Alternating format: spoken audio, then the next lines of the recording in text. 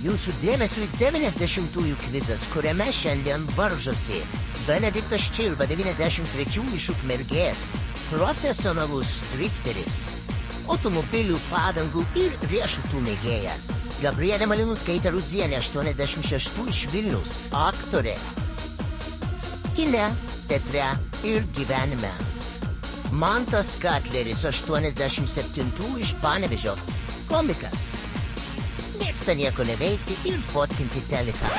Sveiki, narsuoliai! Šios dienos kvizą pristato Telia 5G. Gabrielė, žinau, kad tu žaidi iš Trakų, pasijungus 5G, tai kaip ryšys? Nu, labai geras ryšys, ne? 5G, tai žinai. Kaip sakant, teisingų atsakymų gal ir nerasi, bet Telia 5G tai tikrai rasi visur. Pradėkime nuo klausimo apšilimui. Jau bijot? Dar tikrai nėra ko, nes tai reikia pažymėti, ar be klaidų sušoktų Makareną.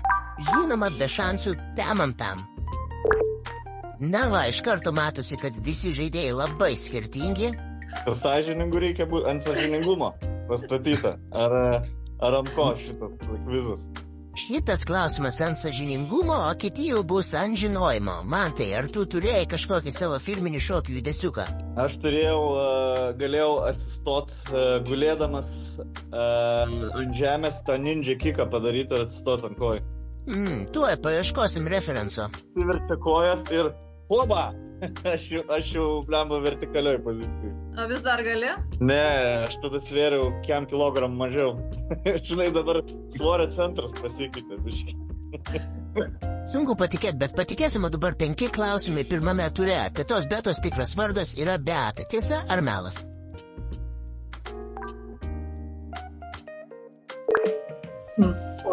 Dabar jau galvoju, kad gal paskubėjau.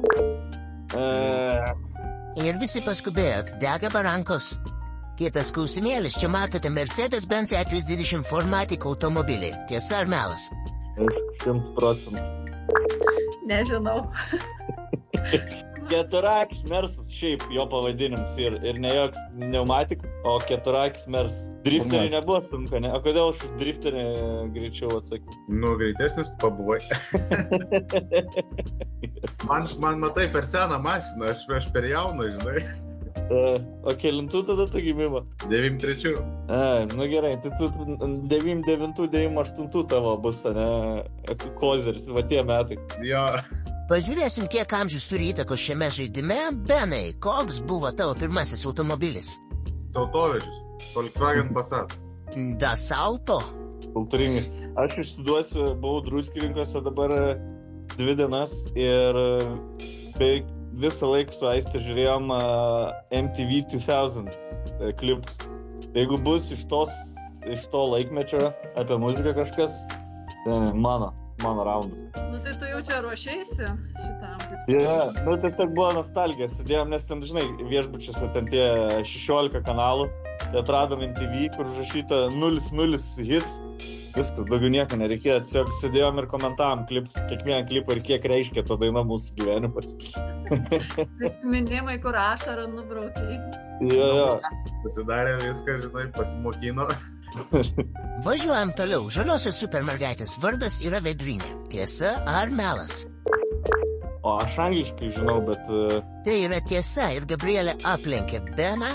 Filmukas vadinasi Supermergaitės ir lietuviškai žiedelė burbuliukė ir Vedrinė, o angliškai Blossom... Bubbles and Buttercup. Teisingai. Nebuvo šito labai fani. Skriejam toliau. Ši scena yra iš filmo Mumija 99 metų. Tiesa ar melas? Tuoj baigsis laikas. Jokio apgavimo čia nebuvo ir Mantas on fire. Galvojau, kad čia bus kažkoks apgavimas. Čia parodė literaliai Mumiją. Koks galvoji, kad čia filmas? Gabrielė. Aš pagalvojau, kad bus ten Mumija, ten koks nors pavadinimas, žinai, kai ten buvo paskui visokių ten. Tai tu nemačius Mumijos 99, čia turbūt mano mėgstamiausias filmas buvo 5 metus koks šeilės. Aš kažkaip nelabai mėgstu šitų fantastinių. Tai... Aš supratau, kad aktoriai Lietuvoje iš vis nemėgsta nei filmų, nei serialų žiūrėti. Su nieko taip šudinai nepakalbėsi apie filmus ir serialus kaip su Stonkum ir Gelminė. Nieko jie nematė. Iš kur jūs sėmėtės? Laiko nėra. Kuris tik vėpimo sėmėtės, kebra? Na tai prasukam ratuką, kuris vaikystės filmas jūs labiausiai įkvėpė? Benai. Vienas namuose turbūt. Klasika, o Gabrielės? Mano tai dviveidis, nes pirmas filmas, kur kino teatre mačiau, tai... Dviveidis, kur Travoltas su Nicole Cage veidais apsikeičia. Taip. O koks tavo filmas, Mantai? Mano brangioji, aš sumažinau vaikus su Veinu Zalinskiu. Ir serialas buvo, kiek pamenu. Serialas, tu nežinai, spin-offas su kitais aktoriais, bet va ta legenda, kai buvo, kai jie kieme turėjo savo backyard pereit, sumažinti. Aš, jeigu pamatydavau anonsą, kad rodys tą filmą, aš visą savaitę susidėliodavau taip, kad būtent tuo metu aš būčiau prie teliko, kad galėčiau pamatyti, nežinau, mačiau 8 kartus turbūt. Tai biški daugiau negu Mumija. Mumija mažiau. Bet Mumija vėliau, matai, jau ten kaip biški protingesnis buvo. Nesismulkinkim ir dabar atsakykit, ar Skamp yra sudainavę Respublikos laikraščio reklamą? Nu, pabandom paspėlioti. Tai buvo tiesa ir Gabrielė aplenkė Beną, Mantas laikosi pirmoje vietoje. Tai 2002 metais įvyko šis perdainavimas. Gabrielė, kuri reklama tau įstrigo iš vaikystės labiausiai melodijos? Šiaip šita tai labai yra įstrigus šita. Savas įtraukia, paukštis pakyla. Nu kažkaip šita tai labai. Dar žinai, kad buvo švyturio reklama. Bet dabar nepadainuosiu. Nes čia švyturys. Jo. Mamontovo. Taip. Šita Respublikos ir buvo įsimtiniausia, nes labai daug metų ir... Bet jinai labai graži, tokia jausminga. Jo. Nežinau, tokia ir gražiai nufilmuota buvo. Ir... Jo, nes, pavyzdžiui, buvo laikraštis akistata, tai tik, man atrodo, šūviai būdavo. Ir akistata. Neatsimena tokį laikraštį akistata. Ten kriminalų laikraštį, ne? Atsimenam. Aš vieną jų gražesnį reklamą uždėsiu čia fone, kol tu šnekėjai. Senietiškų tai šitas kažkaip būdavo. Vynus labai reklamuodavo. I'm your Venus, I'm your fire, your desire. Bet Coca-Cola standartai jau buvo tada nustačius. Coca-Colas dainos, melodijas, viskas būdavo jau 90s, ta prasme atkalta. Jau geriausi reklamšikai pasaulio darydavo reklamas. Tai aš Coca-Cola gerai šiaip atsimentu. Visas, kalėdų senelių ir taip toliau. Tas smagia gaida, pradėkime antrąjį turą, kur jau reikės pasirinkti iš 3 atsakymų variantų. Pirmasis klausimas skamba taip.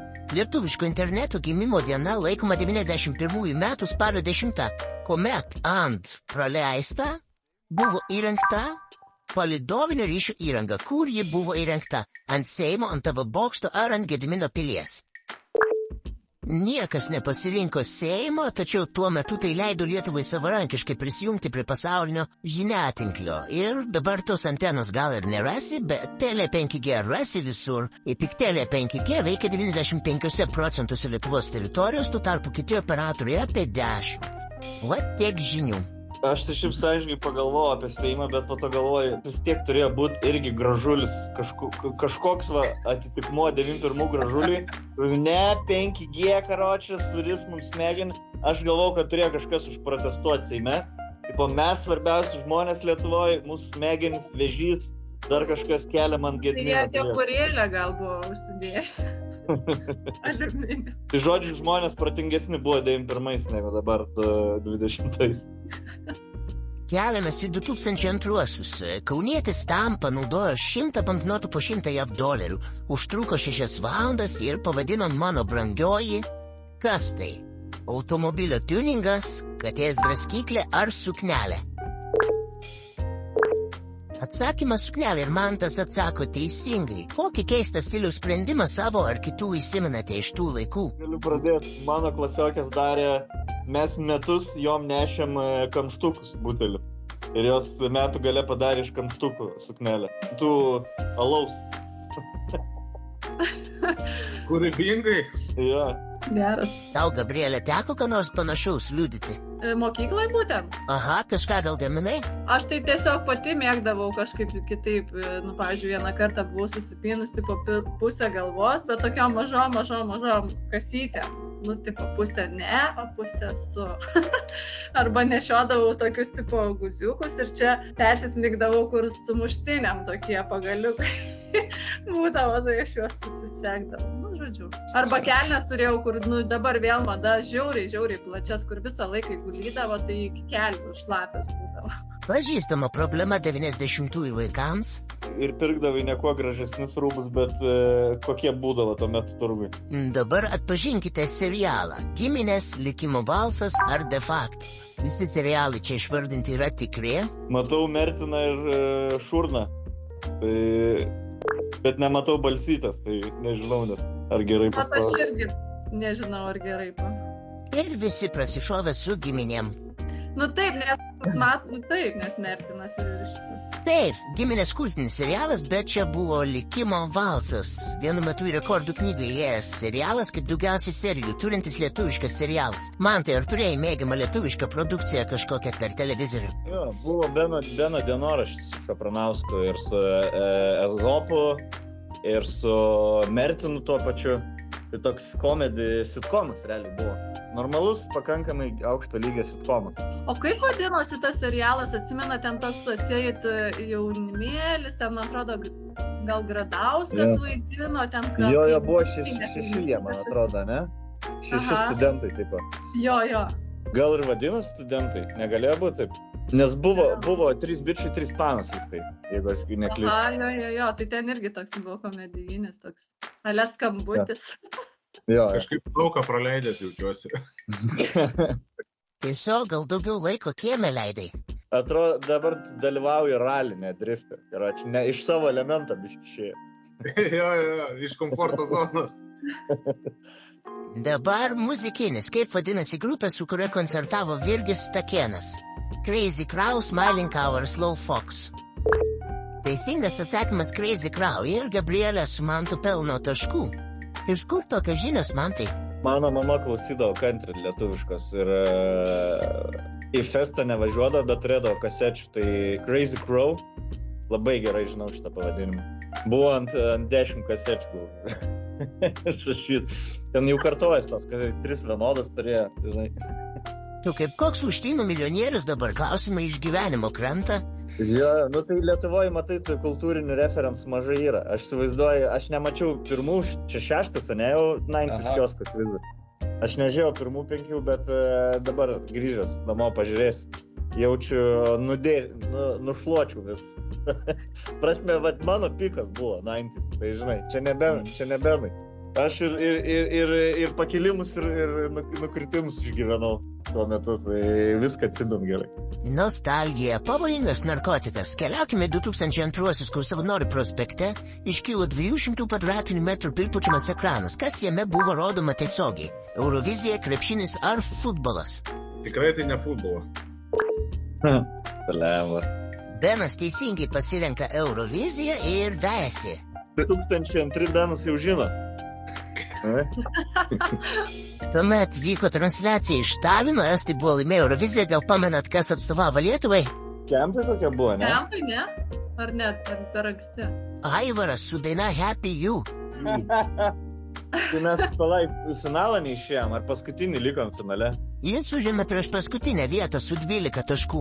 Tai labai gerai ištaikė, karočią, gerą laiką Eurovizijai pradėti žiūrėti masiškai. Ir dėl to jaučiu, pirma ir paskutinė buvo viešo transliacija. Aha, subliuško ekranas ir lietuvių viltis. O mes keliavome į trečiąjį turą, kur reikės rinktis jau iš 4 atsakymų variantų. Pirmas turo klausimas skamba taip. Kuris vardas netinka prie nuotraukos? Angelė, Ilona, Stasė ar Olaiva? Visi kaip susitarė teisingai pasirinko Stasę ir tai buvo Ilonos Balsytės personažų vardai. Gabrielė, galbūt tau teko kažkokiu keistų vardų vaidinti? Gal toks taip iškiliausiai skambantis tai Grafienė de Sanfon? Tai iš Cipolino? Ne, čia buvo iš Jukio Mišimos pjesės, ten tokia Grafienė, kuri, super pašėlusi ir pasileidusi. Tai leidžiamės į nuotykius toliau. Kaip vadinasi šis 95 metais įsikūręs legendinis lietuviškų maisto restoranas Vilniuje? Čia gal bus sunkiau, kas iš kitų miestų, bet bandom. Ten buvo Marceliukės klėtis, teisingo atsakymo nėra, taškų nėra. Buvo Ritos slėptuvė. Buvo Ritos tokia slėp- amerikietė, ne? Kur grįžo į Lietuvą ir atidarė Ritos slėptuvę. Ne Ritos slėptuvė ten buvo, aš maišau. Bet Ritos slėptuvė buvo ta, kur palei upę. Nu, man Panevėžyje neaišku, kur čia Vilniui upė, kur ne upė. Bet Marceliukės klėtis irgi girdėta, bet kažkaip gal blemba Ritos slėptuvė. Čia geri variantai. Sumėti. Tai buvo pizzerija Ritos slėptuvė, bet dar buvo ir Ritos smuklė. Smuklė buvo šitam, ten, kur visi eidavo alaus gerti. Taip, Benai, Ukmergė yra kokių legendinių kabakų? Nepasakysiu nei vieno konkrečiai, nes turbūt neatsimenu, kad kažkoks baras gyvuotų ilgiau negu metai, nes būdavo dažniausiai perparduodamas pavadinimas pakeistas ir iš naujo, žinai. Sudegina, draudimo pinigai atsiimti ir toliau važiuoja. Tai va, tokio kažkokio, žinai, konkretaus nepasakysiu tikrai. Jis nenori išsiduot, kur eidavo gerti alaus. Tai kur vis tik eidavai, Benai? Ne kažkur eiti, o savo vietą geriausia. Pritariu, man tai kas Panevėžy tokio legendinio? Jo, buvo Kakadu pizzerija. Ta prasme, šiaip neseniai, man atrodo, tik tai prieš kelis metus užsidarė ir pervadino ją. Daug metų gyvavo. Legendinė, sakyčiau. Tai ten pirmą pizzą suvalgiau, gal net ir pirmą bokalą alaus išgėriau, neatsimenu. Bet buvo jo tokia ikoniška vieta Laisvės aikštės gale, tarp Senvagės ir Laisvės aikštės. Geriausias tipo spotas daryti kažką Panevėžy. Tai turėtume rasti skanių vaizdelių. Kakadu tai 100% bus internet. Žygiuojam toliau. Stipruolis Mėčius 96 metais per beveik 20 sekundžių 10 metrų atstumu nutempė 33 tonas sveriantį ką? Sunkvežimį Mercedes-Benz Actros, laivą Latvija, konteinerių traukinį Saulė ar lėktuvo Boeing 737. Gerai. Man tas vienintelis teisingai atsako ir didina pranašumą. Kas atsako? Lyg kokį intelektinį žaidimą vestų. Žinai, darom taip, sumuosim jūsų abiejų balus ir mano, lenktyniausim dabar taip. Oi, neprisišnekėk man tai. Gerai, kaip vadinasi 90-ųjų muzikinė laida, kurią vedė Andrius Rožickas?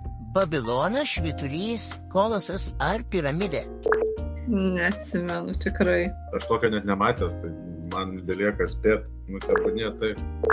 Išmušė mane. Šviežiu, mane žinai, kad Atspėjau! Mane išmušė Panevėžio prekybos centras Babilonas. Ir aš galvoju, kur Babilon, lyg tai Babilonas buvo laida, nes aš šitą laidą atsimenu. Ir man du atsiminimai į vieną susiliejo ir paspaudžiu Babiloną.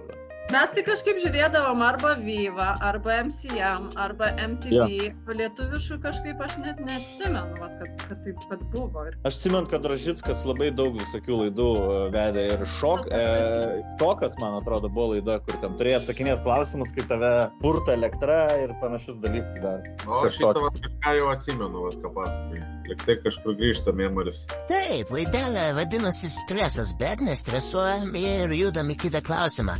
Neseniai Simpsonai numarino 34 metus figūravusi personažą. Kurį pažymėkite? Blemba galvojau bus Apu. Dar nenumarino Apu, nes visi ten verkia, kad labai įžeidžiantis personažas. Apu dar gyvas, o čia reikėjo pasirinkti trečią variantą. Laris Barflis. Gabrielė vėl atsako teisingai ir vejasi Mantą. Kurio animacinio herojaus mirties labiausiai girdėtumėt jūs? Aš žinau. Na tai sakyk. Candy. Benai, koks tavo herojus būtų? Bartas gal? O Manto?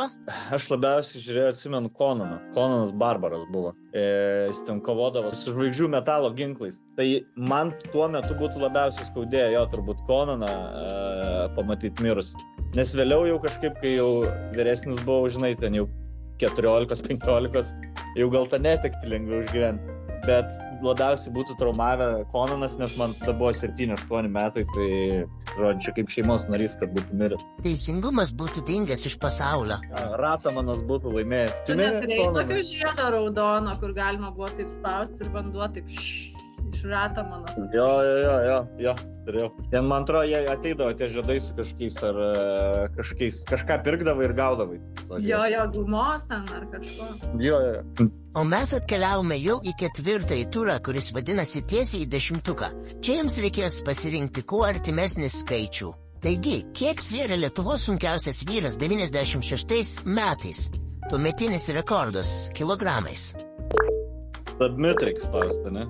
Taip, ir teisingas atsakymas yra 272 kilogramai. Dabar per beveik 30 metų gyvenimo būdas privedė ir prie didesnių rekordų. Kiek jūs spėjat, nes man nerodo, ką jūs spėjat. Aš tai tik tai 212 parašiau. Aš 212, aš lygiai 212 irgi spėjau. Geras. Pas mane 221 buvo. Tu daugiausiai kalniai. Kiek ilgiausiai sukosi žaislas vilkelis sekundėmis, reikia pažymėti, rekordas pasiektas 2002 birželį. Teisingas atsakymas 37 sekundės, tai visi pakankamai panašiai turėtumėt gauti taškų. Situacija lentelėje nesikeičia, bet Gabrielė gali jau per vieną klausimą ir pavyti Mantą. Dar vienas rekordinis skaičius spėjimui. Kokio ilgio plaukus centimetrais turėjo konkurso Lietuvos ilgaplaukė 92 nugalėtoja Birutė? 92, ne? O čia svarbu, kuo greičiau atsakyti, ar ne? Irgi duoda daugiau. Okei, reikia galvoti. 1,95 centimetrai ir jūsų spėjimų beveik nesimato ekrane. Beveik stonkus ilgio plaukai. Bet tai čia net čia net tik žemės gali nebūti, jeigu tu esi 1,9 m. Ne, tai taip. Tai 1,56 m jau. Jeigu jinai tokio ūgio, tai tada jo. Nes tais laikais 90-ais vidutinis ūgis žmogaus buvo 1,8 m. Atsiminkim. Atsimenat, kokios durys mažos būdavo. Dabar eini vos praeit gali pro tas duris. Kalbant apie plaukus, Gabrielė jau papasako savo šukuosenų tendencijas. Benai, kokia tavo buvo mokyklos laikų šukuosena? Standartas. 3 numeris ir gau. Man tai tu irgi? Ne, aš tai turėdavau skirtingų šukuosenų ir dažiau plaukus ir per pilną galvą buvau perdažęs ir su rogeliam. Tai žodžiu, toks biškai kaip šalikas būdavau. Turėjo būti sunku Panevėžy. Jo, buvo. Bet va čia vienintelė mokykla jau Panevėžy, kur galima realiai buvo daryti tokius cirkus. Pasisekė, o dabar dar vienas rekordas. 2002 metais Nidoje pasiektas aukščiausiai pakilusio aitvaro rekordas. Kokio aukštį metrais jis tada pasiekė?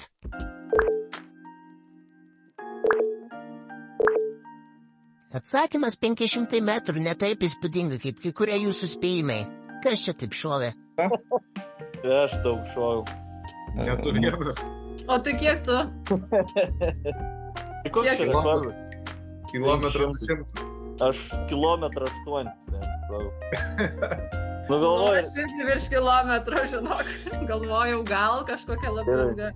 Nebuvo tais laikais tokių ilgų vyrų matyti. Nebuvo špagato tokio tvirto.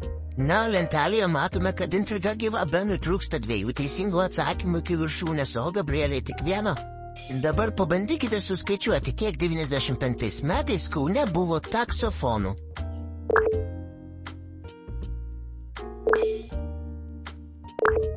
Teisingas atsakymas 1030. Ir kuo toliau, tuo labiau Mantui svylo padai, nors jis dar išlaiko 1 vietą. O jūs ar kalbėdamatės namų telefonu?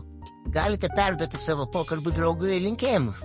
Kažkiek kalbėdavau, bet kad ilgai, tai tikrai ne. Gabrielė, kokios tavo kalbėjimo namų telefonų patirtis? Turėjau 2 geriausias draugės, tai Agnė ir Sima, tai aš su jom dažniausiai ir kalbėdavausi. Jų telefono numerį tai neatsimenu, bet savo telefono numerį tai galėčiau pasakyti laisvai.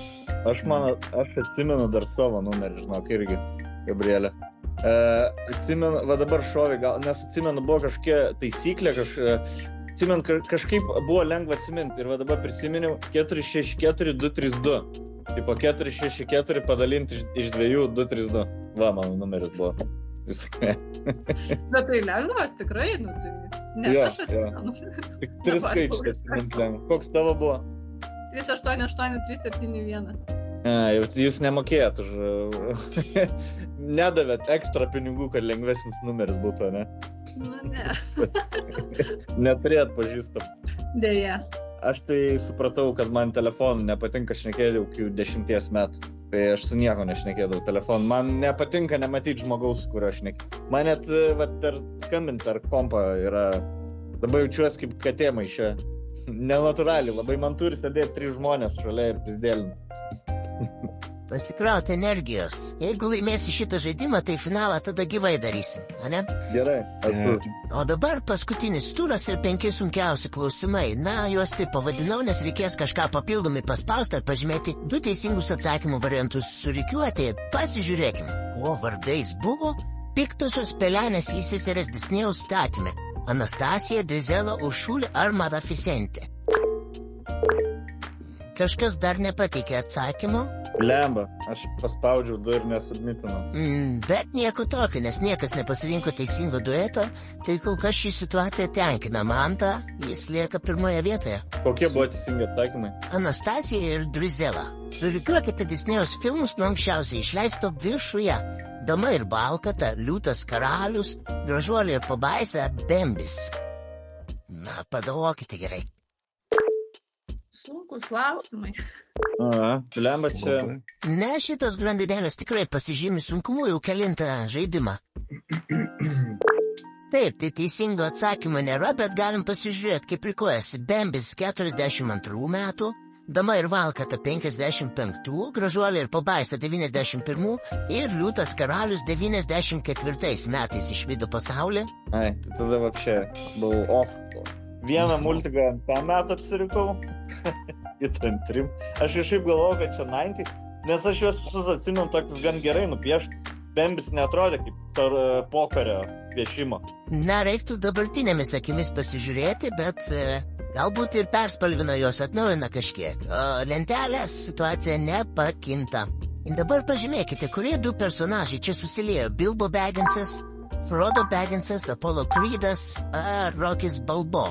Tai buvo Bilbo Baggins ir Rockis Balbo. Tai Gabrielė ir Mantas padidina savo taškų kraitį. Mantai, kuo tave sužavėjo Žiedų valdovas? Kažkaip iki to laiko nebuvo jokio fantasy rimto, gero kūrinio, tipo filmo. Ir aš sužinau realiai, kad man patinka fantasy per Lord of the Rings. Kur tipo, man, žinai, kur net aš nežinau, kad tas žodis yra fantasy. Man, žinok, patinka, kur pasakau, man patinka troliai, goblinai, man toks dalykas patinka. Kur buvo atskiras žodis, atskiras terminas jau 100 metų, žinai, jisai galioja nuo Tolkieno tos parašytos knygos. Tai atrado, kaip sakant, nauja niša kelia į mano širdį.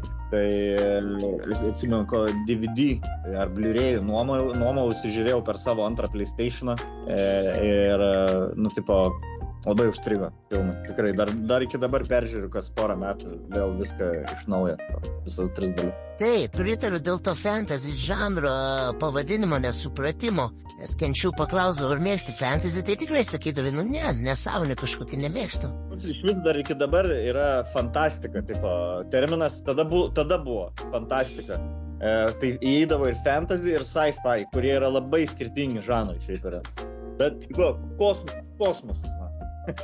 Pavadinam, pusę filmų pavadinam su kosmosu. Na, prieš paskutiniam klausimui liko netokie jau kosminiai surikiuoti filmus nuo anksčiausiai išleisto viršuje ir turime Narsioji širdis, Terminatorius 2, Blairo ragana ir 5 elementas.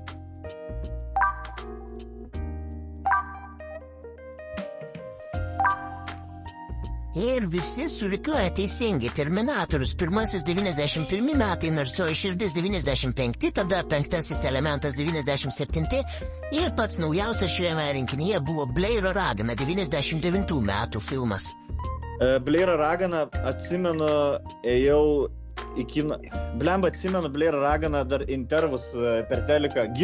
Atsimenu, Giržadas nuėjo Blairo raganą ir iš jo intervą per žinias paėmė. Tipo, kaip patiko Blairo ragana. Va tokios žinios būdavo. Kur žymus žmogus nueidavo į filmą ir pakomentuodavo ar laimės. Nors šiaip nelabai žinios pasikeitė. Vakar mačiau per žinias rodė, kad grybavimas prasidėjo. Kalbino moterį, kaip kelias voveruškas rado. Nu žodį, tos žinios tai yra Gal tiesiog reikia daugiau LRT žiūrėti. O kuris iš šių 4 filmų Benai tavo artimiausias? Vienintelį tai Terminatorių žinau. Blairo raganas nežinai. Penkto elemento nežinai, seniai. Multipass. Gabrielė, žinai referencą? Namų darbai tau, Benai. Žiūrėti filmus. Po pamokų. Jie dabar jaunimus žiūri fucking Bridgertoną, kur juodaodė Anglijos, su juodaodė Anglijos karalienė. Va, čia jų dabar istoriniai filmai. Mums istoriniai. Dėja nesigauna kažko žiūrėti. Nu gerai, tai nieko irgi nežiūri, ne? Serialų filmų. Dirbi. Nėra kada. Dirbi po to, kaip į šeimą ir nesigauna. Gizaibis, kai neturi nei darbą, nei šeimos, gal filmus žiūrė. Tada labai gerai. Ir Gabrielė nuo manto atsilieka tik 900 taškų, tai gali viską nulemti paskutinis klausimas ir manto lyderystė pasibaigti. Ir gerai atsakinėja. Dabar reikės parašyti skaičių, kurį galime sutikti šios grupės pavadinime. Gal mantų ir padės tas MTV žiūrėjimas. Arba viskas išplūs iš rankų. Jena gal gali padainuoti kokią šito dueto. Nepadės, žinok. Pam, pam, pararararam, pam, pararararam, pam, pararararam, pam. Kažkas toga. Nežinau, tiesiog. Teisingas atsakymas yra 2. Grupė 2 Unlimited. Pats neoriginaliausias, ne? Suskaičiuoti, kiek žmonių yra grupiai ir rašyti tokį skaičių. Šitų ten limitų, tai Jo, šitas net nematyta, hebra man, visiškai. Tai jau tokį labai... Nu, čia kaip finaliniam klausimui jau. Na taip, nepagailėjau jūsų. Na, kol dar turim porą minučių, tada pasidalinkite savo mėgstamiausią grupę ar dainą iš tų senesnių laikų. Pavyzdžiui, praeitoj laidoj Demiko pripažino, kad jo mėgstamiausia daina yra Abos Gimme Gimme. O tie seni gabalai yra geri gabalai. Daugiau lietuviški ar angliški?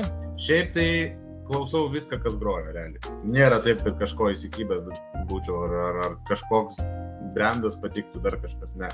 Gabrielė, o tu? Kas vaikystę primena, tai aišku Spice Girls buvo numeris 1, nes turėjau ten ir plakatai laminuotą iš Amerikos, ten tėtis buvo atvežęs ir pasikabinus virš lovos. Bet kadangi namie, mano tėtis yra toks melomanas, tai aišku visos ten, žinai, AC/DC, ten Rolling Stone, tai čia jau aišku dar ankstesni, bet tai primena vaikystę. 90's kioską, pasveikink, va, dar vienas 90's žalgis vaikas atkeliavo į studiją.